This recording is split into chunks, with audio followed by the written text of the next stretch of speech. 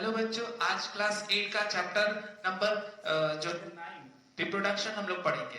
ठीक है, काफी बच्चों का डिमांड था कि सर क्लास 8 के लिए हमारे लिए एक वीडियो बनाइए, तो हमने उनकी डिमांड को पूरा करने के लिए ये चैप्टर स्टार्ट किया है। ठीक है, इस चैप्टर में हम लोग पढ़ेंगे रिप्रोडक्शन इन एनिमल। ये क्लास 8 का चैप्टर नंबर 9 है। ठीक है, चलिए तो देखते हैं सबसे पहला क्वेश्चन कि व्हाई रिप्रोडक्शन इज इसेंशियल। यानी क्वेश्चन सुनते ही बच्चे सोचते हैं कि reproduction is most interesting chapter, बच्चे सोचते हैं।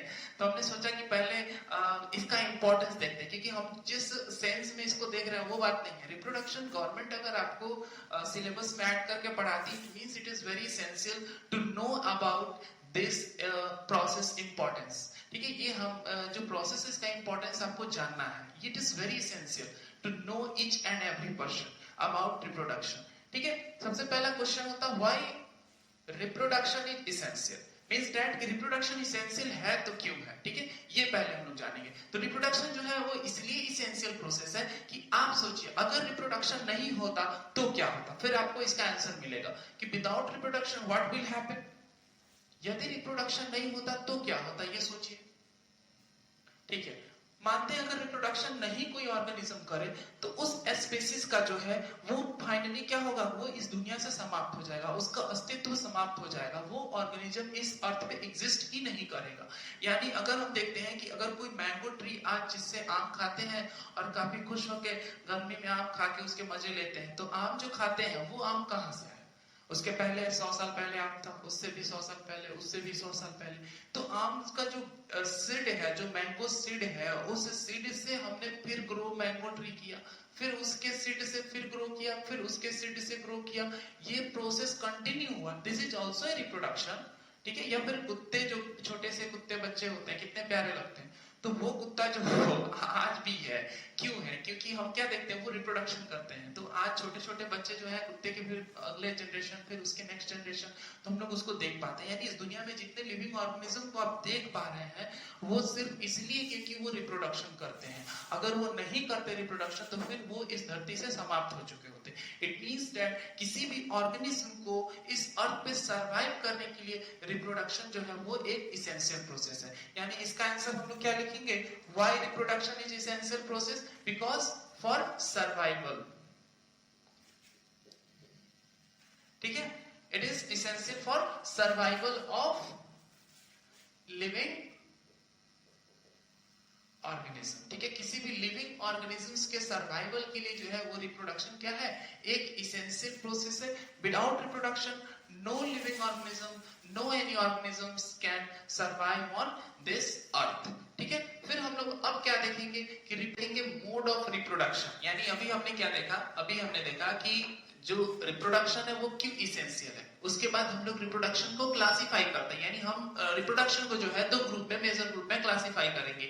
एक हम देखेंगे एसेक्सुअल रिप्रोडक्शन और दूसरा देखेंगे सेक्सुअल मोड ऑफ रिप्रोडक्शन। यानी हम इन दोनों में डिफरेंस को देखेंगे और इसी डिफरेंस के बेसिस पे हम ये इजीली समझ पाएंगे कि कोई रिप्रोडक्शन जो है वो एसेक्सुअल कैसे होता है और कोई सेक्सुअल रिप्रोडक्शन कैसे होता है, दोनों में डिफरेंस क्या होते हैं। ठीक है, चलिए सबसे पहले हम लोग देखते हैं कि सेक्सुअल रिप्रोडक्शन जो है वो बाई पेरेंटल बोल रहा है और एसेक्सुअल रिप्रोडक्शन के लिए यूनी पेरेंटल। ये यूनी पेरेंटल और biparental, uni means one, uni means one, यानी सिंगल पेरेंट्स जिस रिप्रोडक्शन में इन्वॉल्व है उसको हम लोग क्या बोलेंगे, यूनी पेरेंटल। और जिसमें दो पेरेंट्स इन्वॉल्व है, one is male parent and second one is female parent, उसको हम लोग क्या बोलेंगे, बाई पेरेंटल। ठीक है, और जो सिर्फ सिंगल पेरेंट्स इन्वॉल्व है उसको हम लोग क्या बोलेंगे, यूनी पेरेंटल।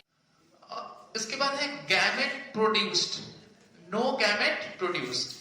यानी हम लोग क्या देखते हैं, जो सेक्सुअल रिप्रोडक्शन है उस रिप्रोडक्शन के लिए सबसे पहले एक और मोस्ट नेसेसरी सेकंड कंडीशन जो है, फर्स्ट कंडीशन है कि बाई पेरेंटल होगा, एक मेल पेरेंट और एक फीमेल पेरेंट, और एसेक्सुअल के लिए सिंगल पेरेंट चाहिए। उसके बाद क्या होता है कि अगर पेरेंट्स जो है वो एक मैच्योरिटी गेन करते हैं, that is age of adolescence, age of adolescence को वो क्रॉस करके जब रिप्रोडक्टिव फेज में जाते हैं तो उनके जो सेक्स ऑर्गन्स है उसमें गैमेट बनना शुरू होता है और उसी को हम लोग सेक्स सेल्स भी बोलते हैं या फिर मेल या फीमेल गैमेट बोलते हैं। उस गैमेट के बनने का प्रोसेस जो होता है वो सिर्फ सेक्सुअल रिप्रोडक्शन करने वाले यानी बाइपेरेंटल्स में होते हैं, जबकि एसेक्सुअल रिप्रोडक्शन करने वाले ऑर्गेनिज्म जो होते हैं उसमें ये प्रोसेस नहीं होता है। अगर गैमेट बनेगा ही नहीं तो गैमेट बनने के बाद जो प्रोसेस होता है mating of male and female gamete, यानी अगर मेल गैमेट है स्पर्म एंड फीमेल गैमेट जो है वो ओवा, इन दोनों के मेटिंग को हम लोग बोलते हैं, मिलने को क्या बोलते हैं, फर्टिलाइजेशन। यानी जब गैमेट बनता ही नहीं है, no gamete formation, then how no gamete formation, जब गैमेट प्रोडक्शन ही नहीं होगा तो फर्टिलाइजेशन भी नहीं होगा। It means that sexual reproduction का कंडीशन है कि there is gamete production and fertilisation take place. This process take place in sexual reproduction. In case of asexual reproduction, no gamete produce and no fertilization take place. ठीक है, बोलता है it is a complex process. Sexual reproduction को बोला गया है complex process है, जबकि सिंपल प्रोसेस इसको एसेक्सुअल को बोला गया। कॉम्प्लेक्स प्रोसेस क्यों? अब देखिए क्या होता है कि एक बच्चे का जन्म होता है, फीमेल या मेल बेबी हो, उसके जन्म होने के बाद वो धीरे धीरे ग्रो करता है। ग्रो करने के बाद वो एज ऑफ एडोलसेंस में आता है, फिर एज ऑफ एडोलसेंस को क्रॉस करने के बाद उसके बॉडी में जो है सेक्स ऑर्गन का डेवलपमेंट होता है। उस सेक्स ऑर्गन्स में उसके सेक्स गैमेट्स का फॉर्मेशन होता है, फिर उस गैमेट का फर्टिलाइजेशन होता है, फिर फर्टिलाइजेशन होने के बाद जाइगोट बनेगा, एम्ब्रियो बनेगा, फीटस बनेगा और फिर उस यंग का बर्थ होगा। यानी ये सारा प्रोसेस एक लेंथी प्रोसेस लग रहा है, एक लॉन्ग प्रोसेस है।